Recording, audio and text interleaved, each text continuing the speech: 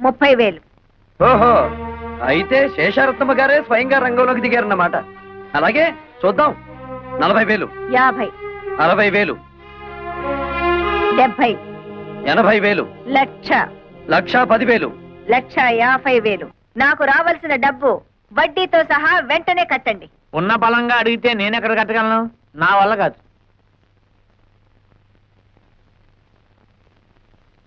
సర్కారు వారి పాట 15,000 రూపాయలు. సర్కారు వారి పాట 15,000 రూపాయలు. ఒకటోసారి, రెండోసారి, మూడో 20,000. 20,500. ఏ ఎక్కువ పడేనా? 30,000. ఓహో, అయితే శేషారత్నమ్మ గారే స్వయంగా రంగంలోకి దిగారన్నమాట. అలాగే చూద్దాం. 40,000, 50, 60,000, 70, 80,000, లక్ష, 1,10,000. 1,50,000.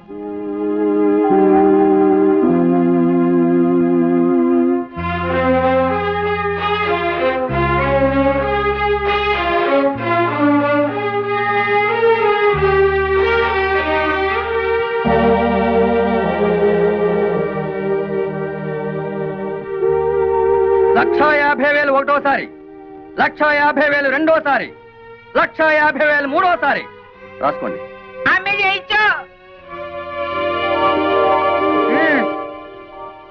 ఇప్పటికైనా అర్థమైందా ఈ శేషారత్నం పవర్ ఏమిటో? భైరవ, అమ్మే, ఆ డబ్బు కట్టేసి సామాన్లన్నీ తీసి బయట పడేసి ఇల్లు స్వాధీనం చేసుకో. సరే. పద. ఇవాళ నుంచి కాఫీ టిఫిన్లు కట్టే. అల్లే మీరు పాంపు మారి పగబడితే ఇల్లే లేచిపోయినది. మనతో పెట్టుకుంటే అడ్రస్లే లేచిపోతాయి. అత్తమ్మో, అడ్రస్ బాలేదు, కొద్దిగా మారింది. అది అద్దిల్లు, ఇప్పుడు సొంతిల్లు. ఇది నీ చలవే. లేకపోతే 15,000 కూడా చెయ్యని కొంపకి రెచ్చిపోయి 1,50,000 ముట్ట చెప్తావా? ఆ డబ్బుతోనే ఇల్లు కొని మిగతా డబ్బు బాబాయ్ పేరున ఫిక్స్డ్ డిపాజిట్ లో వేశాను. భైరవ, ఇక్కడి కుక్క ఏమిటయ్యా భైరవ మీనన్ పొలానికి వచ్చి సర్కస్ చేస్తున్నావు? కొన్నిళ్ళమే కారు జాలింది. అతను ఏం చేస్తున్నాడు మమ్మీ? నీకెందుకు అతగాడి గురించి? పిచ్చెక్కి బురదలో బియ్యం పారేసుకుంటున్నాడు. సిల్లి, నే వెళ్ళి వద్దని చెప్తాను మమ్మీ. ఆ? అతనికి తర్వాత అన్నం వండుకుని తినడానికి బియ్యం ఉండవు కదా పాపం. కొళ్ళు రాళ్ళ కొడతాను. హలో నీరు, ఏంటి మీ అమ్మ నీ పొలం ఎక్కడుందో చూపిస్తోందా? అక్కర్లేదులే, నాకు తెలుసు. ఎప్పటికైనా నీది నా దాంట్లో కలవాల్సిందే. అలాగే కలుపుకుందాం. ఇప్పుడు నువ్వు చేస్తున్న పనిని ఏమందరు? అది కూడా తెలీదా? అర్భ కూడా వరి వృక్షములు నాటుచున్నాను. ఇది ఏమి బియ్యము నాటిన వృక్షం వచ్చిన? ఓరేదవా, మామిడి టెంక వేస్తే మామిడి చెట్టు వస్తుందా రాదా? తాటి టెంక వేస్తే తాటి చెట్టు వస్తుంది కదా. అలాగే నేను బియ్యం గింజ వేస్తే బియ్యపు చెట్లు వస్తాయా రావా? వచ్చిన మమ్మీ, అదేదో బాగుంది మమ్మీ. మన పొలంలో కూడా ఈ కొత్త రకం వ్యవసాయం చేయించవా? నీ నోరు కుట్టేస్తా. అమ్మే, పెళ్లికి వెళ్తూ పిల్లిని సంకర పెట్టుకున్నట్టు అమ్మాయి గారిని ఎందుకు తీసుకొచ్చినారు? నువ్వు నోరు మూసుకుని విషయం చెప్పు. వెంకటేశ్వరనే, ఈ రోజు నుంచి మా పంపులోంచి నీ పొలంలోకి వచ్చే వెళ్ళే వాటర్ కట్. వాటర్ కట్ చేస్తారా? అలాగే అలాగే.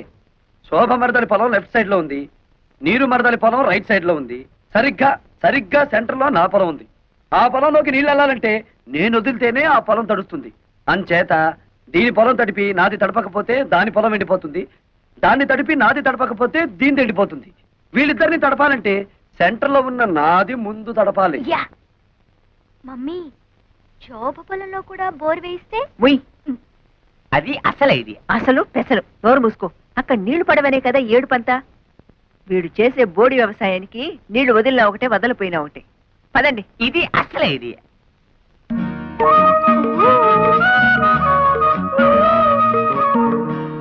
ఏమిటే?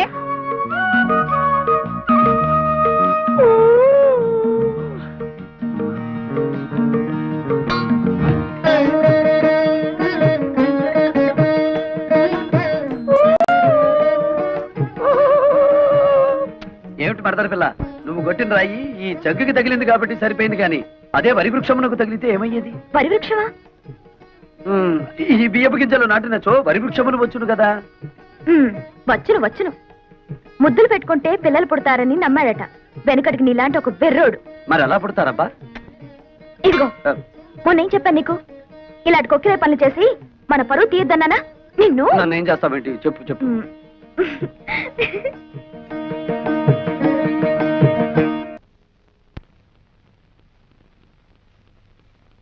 అమ్మే ఆవిడ నోకు జపాన్ వాడి జుట్టులాగా నిక్క పొడుచుకుని పెరిగింది. ఎవరిది చేను? మీ అల్లుడు గారిది. ఏమిటా వాగుడు?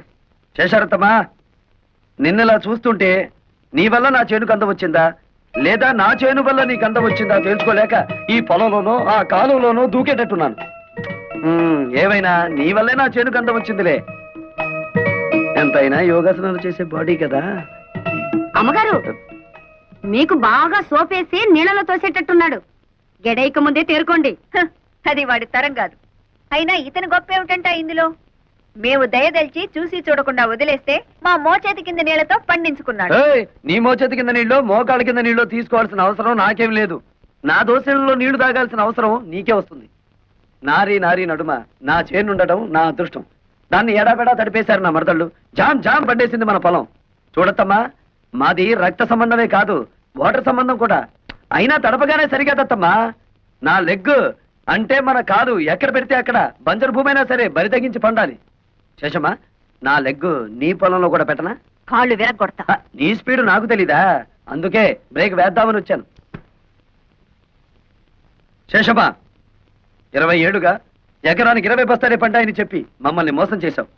ఇప్పుడు 40 బస్తాలు పండిస్తున్నాను. ఇన్నాళ్ళు ఎగ్గొట్టిన బ్యాలెన్స్ డబ్బు రెడీ చెయ్యి. నా భార్యకు ఒక డైమండ్ నెక్లెస్, నా మరదలకి పచ్చలహారం చేయించాలి. సరేనా? నన్ను లెక్కలు అడుగుతాడా? ఎంత పవర్ వాడికి! ఆ వెంకటేశ్వరన్ గారి చేను కోతగా కాదు, గేదె మేత కూడా పనికి రాకుండా నాన్ చేయదు. సరే అలాగే. ఏమండి, శేషారత్నమ్మ గారు ఎక్కడ? పైన come on. ఏంటండి? పోలీస్ అమ్మే, పోలీస్ పోలీస్. అదేమిటి, మన ఇంటికి పోలీసులు వచ్చారు ఎందుకు? శేషారత్నం గారిని అరెస్ట్ చేయడానికి వచ్చాం. నన్నా? నేనేం చేశానని? మీ మేనల్లుడు గారి పొలమంతా పీకి పారేయించారటగా. పొలము పీకడము ఇది ఎంత? వాడి చేను పీకించాల్సిన కర్మ నాకేం పట్టింది? అయినా వాడి మాటలు విని నా ఇంట్లో అడుగు పెట్టడానికి మీకెంత ధైర్యం? అవన్నీ మాకు అనవసరం.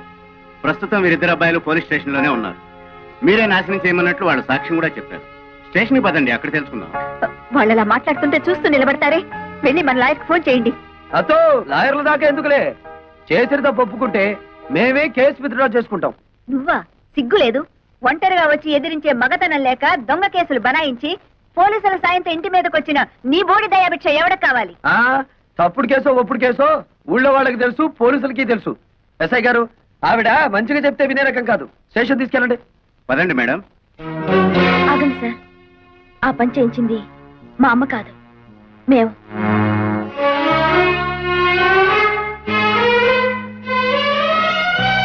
ఎస్ఐ గారు, ఈ కేసు మరోలా టర్న్ అయ్యి మా ఫ్యామిలీ మ్యాటర్ అయింది కాబట్టి నేను కేసు విత్డ్రా చేసుకుంటున్నాను. మీకు ట్రబుల్ ఇచ్చినందుకు ఐఎమ్ సారీ. బాగుంది సార్ మీ ఫ్యామిలీ మ్యాటర్. అలాగే చూసావా నా కూతుళ్ళకి నా మీద ఎంత ప్రేమో? నా రక్తాన్ని పంచుకు పుట్టిన బిడ్డలు వాళ్ళు. నా మీద ఈగ కూడా వాళ్ళనివ్వరు. నా కూతుళ్ళలో ఒకదాన్ని పెళ్లి చేసుకుంటానని చెత్త ప్రతిజ్ఞలు చేశావుగా, ఇప్పుడేమైంది? ఎక్కడైనా తోక ముడుచుకుని వచ్చిన దారినే వెళ్ళు. వచ్చిన పని అవ్వందే అంత తొందరగా పెడతానా అత్త? ఏమిటి, ఇంకా నా కూతుళ్ళు నిన్ను పెళ్లి చేసుకుంటారనే భ్రమలోనే ఉన్నావా? వెళ్ళండి, వెళ్ళి చెప్పండి. 1000 జన్మలెత్తినా మీ మెళ్ళో తాలి కాదు కదా, కాలికి పట్టా కూడా కట్టలేడని చెప్పండి. అలాగేనమ్మా.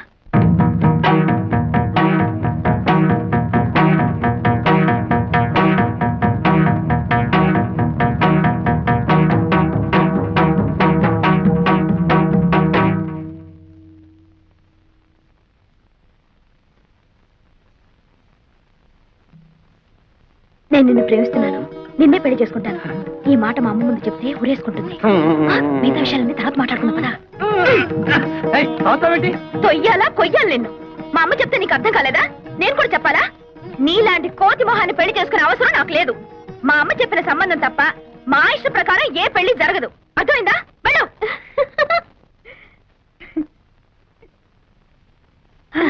వెళ్ళు, నువ్వు వెళ్ళు.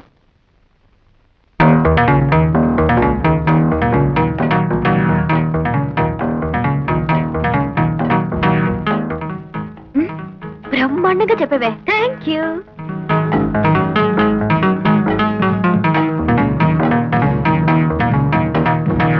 నా తల్లి.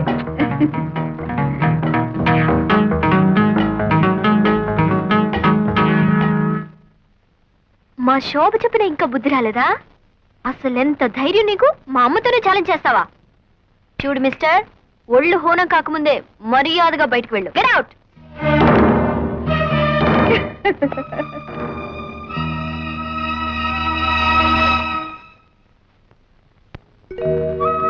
నేను నిన్ను ప్రేమిస్తున్నాను, నిన్నే పెళ్లి చేసుకుంటాను. ఈ మాట మా అమ్మ ముందు చెప్తే ఊరేసుకుంటుంది. మిగతా విషయాల తర్వాత మాట్లాడుకుందాం.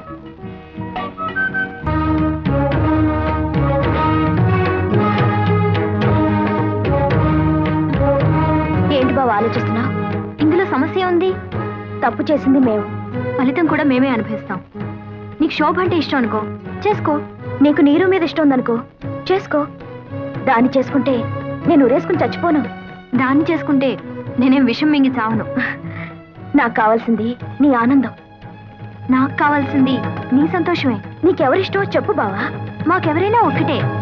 చెప్పు బావా, చెప్పు బావా, చెప్పు బావా, బావా చెప్పు, చెప్పు బావా, చెప్పు, చెప్పు బావా. స్వామి ఏడుకొండలవాడ వెంకటరమణ, ఎక్కడున్నావు స్వామి?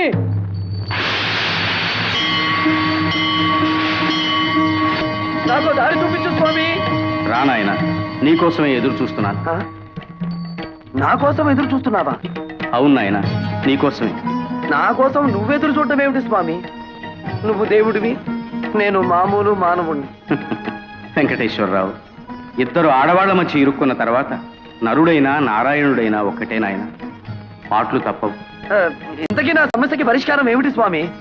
అది చెబుతావనే బాబు నీకోసం ఎదురు చూస్తున్నాను. ఆ?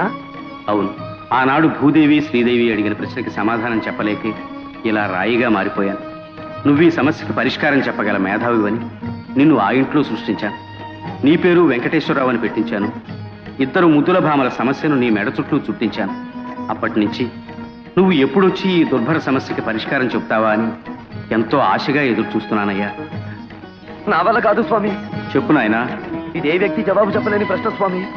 నన్ను వదిలే స్వామి. వెంకటేశ్వరరావు మళ్ళీ వచ్చారు స్వామి. చిట్టి శ్రీదేవి, చిన్ని భూదేవి నాయన. ఆ ఇద్దరిలో ఎవరో ఒకరిని ఎలుకో. ఇదా స్వామి నువ్వు నాకు చెప్పే సలహా?